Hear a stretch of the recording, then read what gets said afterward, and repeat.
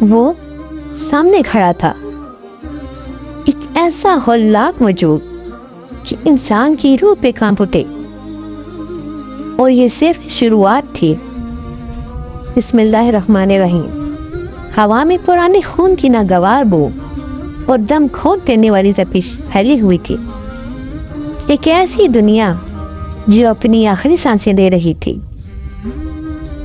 وہ بھاگ رہا تھا، مگر اس کی ٹانگیں ایسی بوجھل تھیں جیسے گہرے تیل میں چل رہا ہو۔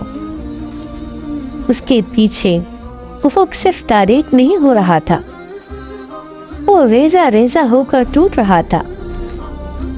تباہ شدہ شہر کے کھنڈرات پر ایک دیو کامت سایہ پھیل رہا تھا، ایک ایسا سایہ جو اس کے سینے سے سانس کھینچ رہا تھا۔ اچانک وہ لڑکھڑایا، اس کے گھٹنے کسی نوکیلی چیز سے ٹکرائے۔ اس نے سر اٹھایا اور دل جیسے رک گیا۔ چند قدم کے فاصلے پر وہ کھڑا تھا، ایک ایسا وجود جو خواب نہیں مجسم حقیقت تھا۔ اس کا چہرہ بگڑی ہوئی حقیقت کی طرح تھا، جلد سڑی ہوئی، قد آسمان کو چھوتا ہوا۔ اس کی پیشانی کے بیچ ایک ابھری ہوئی آنکھ، دھندلی مگر سب کچھ دیکھتی ہوئی، اور پیشانی پر کیا فے رے کے حروف مدھم روشنی میں دھڑک رہے تھے۔ وہ جھکا، کانپ اٹھا، زمین لرز رہی تھی۔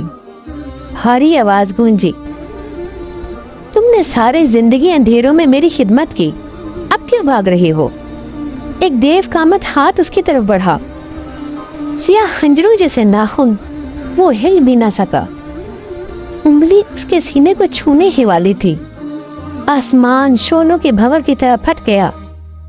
وہ چیخ کے ساتھ بستر پر اٹھ بیٹھا، سانس بے قابو، جسم پسینے میں بھیگا ہوا۔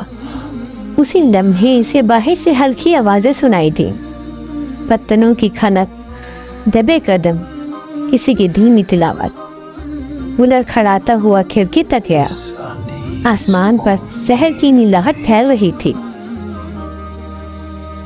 اس کے دل میں عجیب سا خوف جاگا، کیا یہ میرا آخری رمضان ہے؟